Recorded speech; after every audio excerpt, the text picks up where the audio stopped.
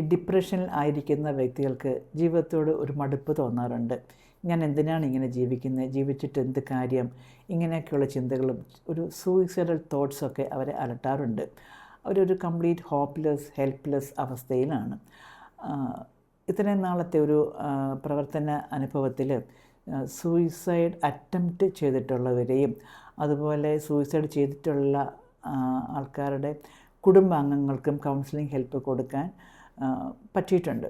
ഇവർ പലപ്പോഴും സൂചനകൾ നൽകിയിട്ടുണ്ടെന്നുള്ളതാണ്.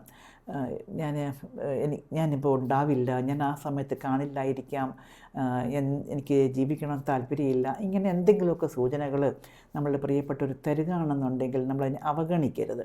അവർ എത്രയും വേഗം ഒരു കൗൺസിലിംഗ് സൈക്കോളജിസ്റ്റിനെ കാണിക്കേണ്ടതാണ്.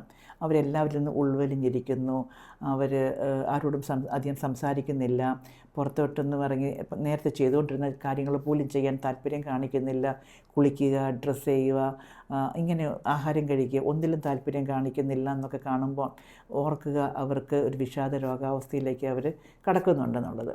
ഇനി അവർക്ക് ഒരു കൗൺസിലിംഗ് സൈക്കോതെറാപ്പിയിലൂടെ നമുക്കവരെ രക്ഷപ്പെടുത്താവുന്നതാണ്. എന്നാൽ ചില സാഹചര്യങ്ങളിൽ ചിലർക്ക് ഒരു സൈക്കാട്രിസ്റ്റിനെ കണ്ട് മരുന്ന് കഴിക്കേണ്ടതായിട്ടും വരാം. അങ്ങനെയുള്ള ആൾക്കാർ എൻ്റെ അടുത്തേക്ക് വരുമ്പോൾ ഞാനും ഒരു സൈക്കാട്രിസ്റ്റിൻ്റെ അടുത്തേക്ക് അവരെ റെഫർ ചെയ്യാറുമുണ്ട്. നമുക്ക് ഇങ്ങനെയുള്ള ആൾക്കാരെ അവരെ അതിൽ നിന്ന് രക്ഷപ്പെടുത്താമെന്നുള്ളത് മറക്കാതിരിക്കുക.